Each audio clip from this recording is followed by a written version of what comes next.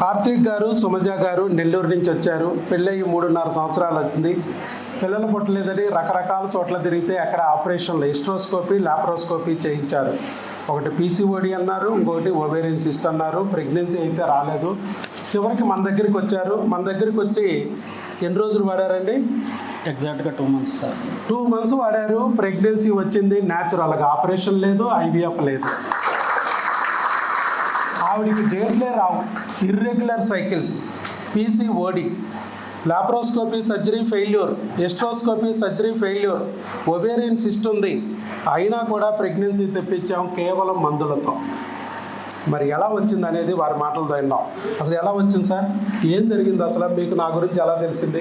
Sir, మొదటగా మీ పేరు గురించి, మీ గురించి ఇలా ఎవరైనా మీకు చెప్పారో లేదో నాకు తెలియదు. నాకు చెప్పాలనిపించింది చెప్తున్నాను. మీ పేరుకున్న అర్థం ఏంటంటే, సుధాకర్ అంటే అమృతాన్ని ఇచ్చే వ్యక్తి లేదా వెన్నెలను ఇచ్చే వ్యక్తి చంద్రుడు. అవును, మీరు మా కుటుంబంలో వెన్నెలను ఇచ్చిన వ్యక్తి సార్. ఓకే. ఇది నా మనసులోంచి చెప్తున్న మాట. 2022 సంవత్సరం ఆగస్టులో మాకు పెళ్ళయింది. యాజ్ యూజువల్ నార్మల్గానే 1 yearలో నార్మల్గా ప్రెగ్నెన్సీ వస్తుందని అందరూ అనుకుంటారు కాబట్టి అలాగే ఉన్నాం. 6 నెలలు అయిపోయింది, 7 నెలలు అయిపోయింది. ఇంకా 8వ 9వ నెల నుంచి స్టార్ట్ అయిందనమాట. మాతో పాటు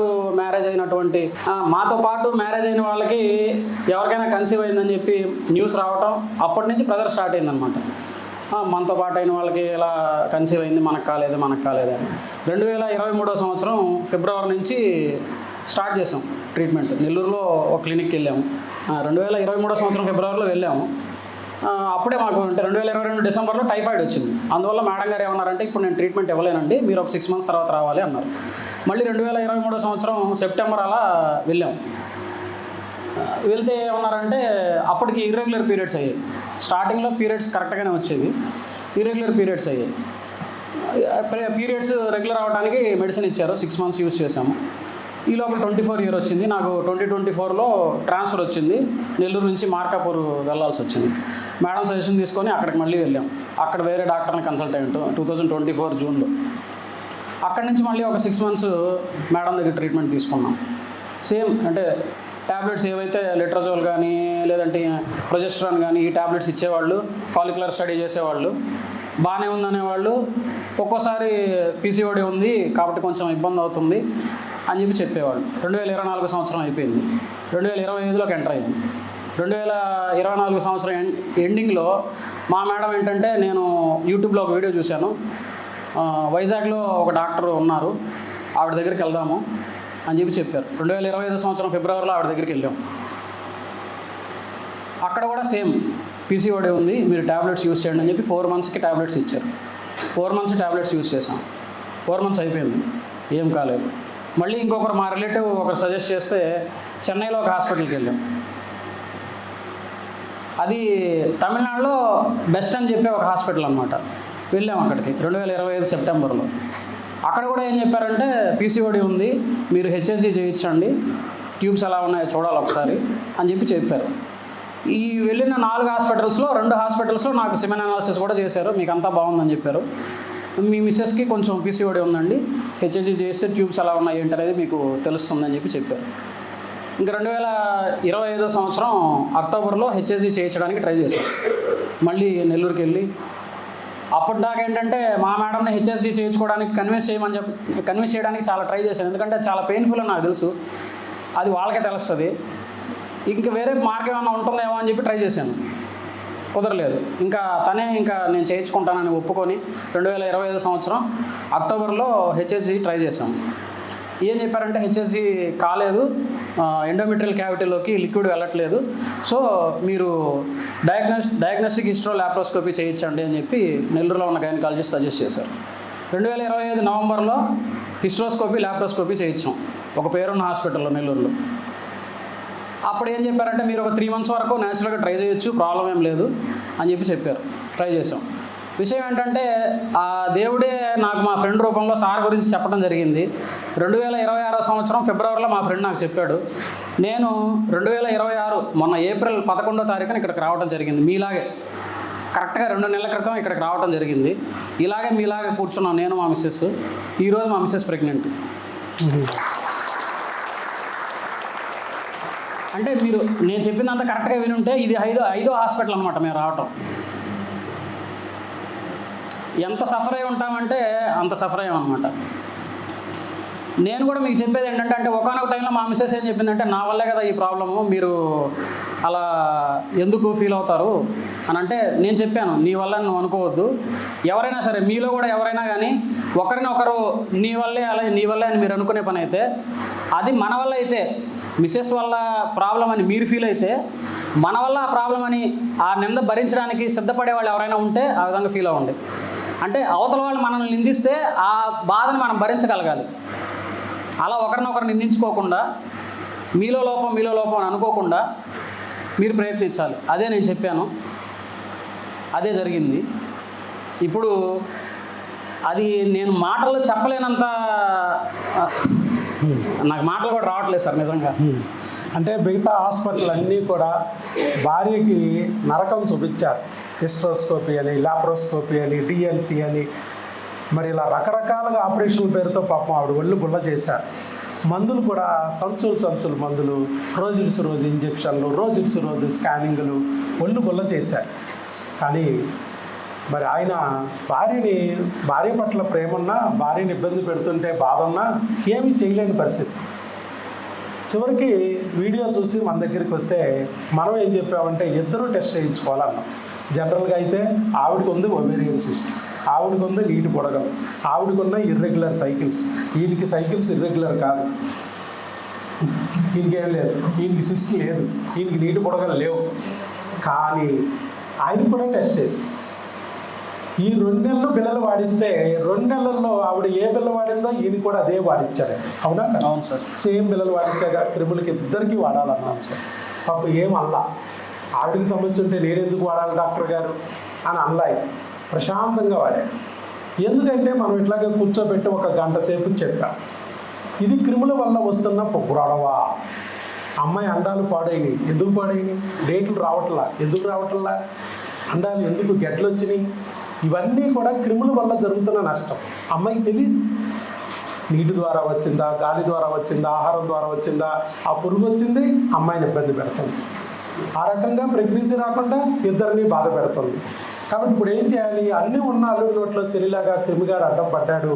ఆ క్రిమిగాడిని నేను రక్త పరీక్షల ద్వారా నీలో ఉన్నా ఆవిడికి మందులు పెట్టి, ఆవిడలో ఉన్నా నీకు మందులు పెట్టి, ఇద్దరు ఒంట్లో నుంచి క్రిములను తొలగిస్తాను అని చెప్పి ఆ క్రిములకు సంబంధించిన బిళ్ళలు ఇచ్చాము. చక్కగా ఆ క్రిములకు సంబంధించిన బిళ్ళలు వాడేశారు. ఇద్దరు కలిసి వాడికి ఒంట్లో ఉన్న క్రిముల బురదని కడిగేసుకున్నారు. కడిగిన ముత్యాల్లాగా తయారయ్యారు. ఎన్నాళ్ళు బిడ్డ రాకుండా అడ్డుకుంటున్న పురుగుని ఎప్పుడైతే తోలేసామో బిడ్డ చేతిలోకి వచ్చింది, ఆవిడ పొట్టలోకి వచ్చింది. శనిగాడు పోగానే చేతిలో ఉన్న ముద్ద నోట్లోకి వచ్చినట్టు బిడ్డ పొట్టలోకి వచ్చింది. ఇంతే. ఎంత సింపుల్గా అయిపోయిందో చూడండి. 2 months. జస్ట్ ఆ రోజు ఏప్రిల్ నెలలో ఇక్కడికి వచ్చారు భార్యాభర్తలు. ఇలాగే మన కౌన్సిలింగ్ విన్నారు, మన మందులు కొరియర్ పెట్టించుకున్నారు. ఇంటి దగ్గర కూర్చొని చక్కగా మన టెలికాలర్లు చెప్పినట్టు మందులు వాడుకున్నారు. వాళ్ళ పని వాళ్ళు చేసుకున్నారు. ఇలా ఈరోజు సార్ ప్రెగ్నెన్సీ వచ్చింది సార్ అని మాకు ఫోన్ కొట్టారు. యూరిన్ టెస్ట్ పాజిటివ్ వచ్చింది, జీవితంలో ఎప్పుడు రాని ప్రెగ్నెన్సీ ఇప్పుడు వచ్చింది, ఇది నిజమా కాదా అంటే మేము అక్కడే చెప్పాం. అక్కడే ఒక బ్లడ్ టెస్ట్, స్కాన్ తీయించమన్నాం. ఆ బ్లడ్ టెస్ట్ చేయిస్తే సీరం బీటా ఈసీజీ 957 వచ్చింది. అదే ఆ ఫోన్లో ఉంది ఆయన. 957. 5 దాటితే ప్రెగ్నెన్సీ వచ్చింది.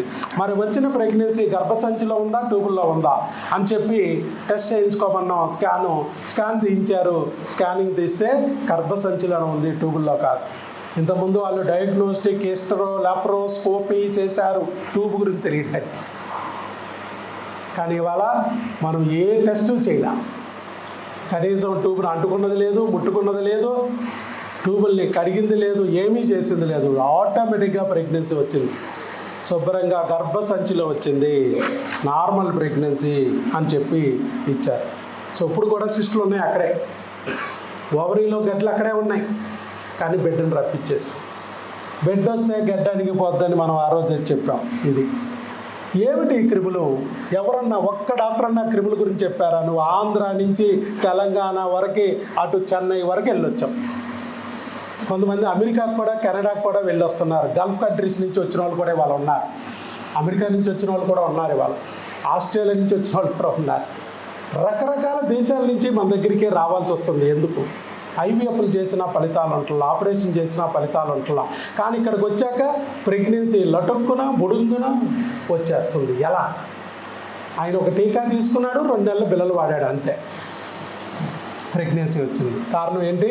మిగతా హాస్పిటల్లో లేనిది ఇక్కడ ఉన్నది ఒకటే ఒక ఫార్ములా, అదే మ్యాజిక్ ఫార్ములా. నిజంగా మ్యాజిక్ సార్. అది క్రిములు అనే కాన్సెప్ట్ ఎవరో చెప్పట్లా. ఎంతగాడికి నా వీడియో చూసి ఎవడరా ఈడు పురుగులు డాక్టరు అడి తిప్పి ఇడి తిప్పి పురుగులు అంటాడు ఏంటి అని చెప్పి నన్ను కామెడీ చేసుకుంటున్నారు. కానీ నిజంగా అదే క్రిమికి టాబ్లెట్ భర్త భార్య ఇద్దరికి వాడిచ్చాను, టక్కని పని అయిపోయింది. ఏది పీసీఓడి? లాప్రోస్కోపీ చేసిందిలే. ఏది ఇర్రెగ్యులర్ సైకిల్స్? ఆపరేషన్లు చేసింది లేదు. చక్కగా ప్రెగ్నెన్సీ తెచ్చుకోవచ్చు. ఇది ఆ క్రిములు కాన్సెప్టే డాక్టర్ వైఎస్ బాబు మ్యాజిక్ ఫార్ములాలో ఉంది. ప్రపంచంలో ఎక్కడా లేదు. అందుకే 16,800 మందికి ప్రెగ్నెన్సీ తెప్పించింది doctor YS Babu magic formula. It's a world record. ఒక్క ఐవీఎఫ్ లేకోకుండా, ఒక్క ఐవీఎఫ్, ఒక్క ఆపరేషన్ లేకుండా పట్టుమని 2,000 ప్రెగ్నెన్సీలు తెప్పించాలంటే ఒక్కొక్క డాక్టర్కి రోజుకి 6-7 ఐవీఎఫ్లు చేస్తే కానీ వాళ్ళ వల్ల కావట్లేదు 2,000 ప్రెగ్నెన్సీలు తెప్పించు. ఇక్కడ ఒక్క ఐవీఎఫ్ లేదు, ఒక్క ఆపరేషన్ లేదు. మన హాస్పిటల్లో ఆపరేషన్ థియేటరే లేదు. దేనికి? మన తాతలు ముత్తాతలు బామ్మలు మామలు ఒక్కొక్కరు 6 డజన్లు కన్నారు. ఒక్క ఐవీఎఫ్ ఉందండి? ఒక ఆపరేషన్ ఉందా? అదే రహదారిలో నేను పంపిస్తున్నా. ఫ్యామిలీ డాక్టర్ లాగా నేను మీకు ట్రీట్ చేస్తున్నా. టోకెన్ డాక్టర్ కాదు. 3 లక్షలు పట్టరా, 30,000 పట్టరా, లాప్రోస్కోపీ చేద్దామా, ఐవీఎఫ్కి వెళ్దామా? లేవు ఇక్కడ. Family doctor. సరైన ఆహారం గురించి చెప్పాను, భార్యాభర్తల అనురాగం గురించి చెప్పాను, వాళ్ళ కాళ్ళకు అడ్డం పడే క్రిములని మందులతో తొలగించుకోమని కొరియర్ ద్వారా మందులు పంపించి వాడుకునే విధానం టెలికాలర్ల ద్వారా చెప్పాము. అంతే. ఆ రోజు వచ్చాడు, మళ్ళా ప్రెగ్నెన్సీగా ఈరోజు వచ్చాడు. బోల్డ్ దూరం అనుకుంటూ ఉంటారు. ఊర్లో ఉన్న హాస్పిటల్ కూడా నెలకు 10 సార్లు తిప్పుతారు. రోజు ఇంజక్షన్లు, రోజు స్కానింగ్లు. వచ్చిన రోజు స్కాన్ తీసాం అంతే. మళ్ళా ఈరోజు అక్కడ స్కాన్ తీయించుకున్నారు. మధ్యలో ఎక్కడ స్కానింగ్ లేవు. 4 నెలల కోర్సులో మనకు ఎక్కడా స్కానింగ్ లేదు. వచ్చిన రోజు ఒక టీకా వేసాం అంతే. భార్యతో పాటు భర్తకు కూడా ఏ డాక్టర్ కూడా ఇవ్వలేదు అలా. భార్యాభర్తలు ఇద్దరికి టీకా వేసే డాక్టర్ ఈ ప్రపంచంలో లేడు. ఒకే ఒక డాక్టర్, డాక్టర్ వైఎస్ బాబు. అందుకే ప్రపంచంలో ఎక్కడా రాని ప్రెగ్నెన్సీలు డాక్టర్ వైఎస్ బాబు దగ్గర వస్తున్నాయి అంటే కారణం ఎవరు నడవని దారిలో నేను నడిపిస్తున్నా. ఆ దారిలో నీ బిడ్డ ఉంటే ఇక్కడికి వచ్చే వరకు నీకు బిడ్డ దొరకదు. అది 25 ఏళ్ళు అవ్వచ్చు, పెళ్ళయ్యి 30 ఏళ్ళు అవ్వచ్చు. డాక్టర్ వైఎస్ బాబు దగ్గరికి వచ్చాకే నీకు ఆ బిడ్డ కనపడుతుంది.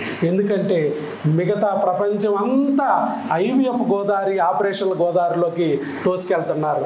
డాక్టర్ వైఎస్ బాబు ఒక్కడే రహదారిలో నడిపిస్తున్నాడు.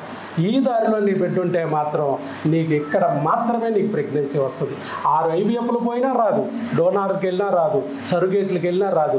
డాక్టర్ వైఎస్ బాబు దగ్గరికి వచ్చాక జస్ట్ మందులతోనూ ఒక టీకాతోనే ప్రెగ్నెన్సీలు వచ్చేస్తాయి.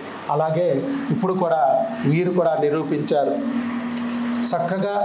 మరి ఇన్నాళ్ళు నేను చెప్పడమే, వాళ్ళతో మమ అనిపించేవాడిని. ఎందుకంటే ఎవరు మాట్లాడేవాళ్ళు కాదు. కార్తీక్ గారు ఫస్ట్ టైం చాలా చక్కగా, మీరు టైం ఇస్తే ఇంకా కొంచెంసేపు మాట్లాడతాను. చక్కగా మాట్లాడారు సుమజ, కార్తీక్ గారు. ఒక్క సజెషన్ అండి, చెప్పండి. మీరు నమ్ముకున్న దేవుడిని నమ్మండి, సార్ని అంతకంటే ఎక్కువ నమ్మండి. సార్ ఇచ్చే ట్యాబ్లెట్స్ రెగ్యులర్గా టైంకి వైఫ్ అండ్ హస్బెండ్ తీసుకోండి. ఇన్ని ట్యాబ్లెట్స్ ఉన్నాయి, మింగితే ఏమవుద్దో, సైడ్ ఎఫెక్ట్స్ వస్తాయేమో, ఇవన్నీ అపోహలు వద్దు మీకు. మనోవేదనకు మించిన సైడ్ ఎఫెక్ట్స్ అయితే ఈ ప్రపంచంలో లేదు. ట్యాబ్లెట్స్ అయితే సార్ ఇచ్చినవి రెగ్యులర్గా తీసుకోండి.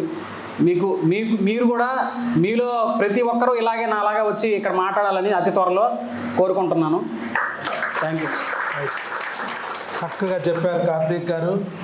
మరి మనం ఇచ్చే ప్రతి మెడిసిన్ కూడా మనం ఏది తయారు చేసింది కాదు, అన్నీ మెడికల్ కంపెనీలు తయారు చేసింది. ఏ ఒక్క మెడిసిన్ కూడా నేను తయారు చేసింది లేదు. ఇది మ్యాజిక్ ఫార్ములా.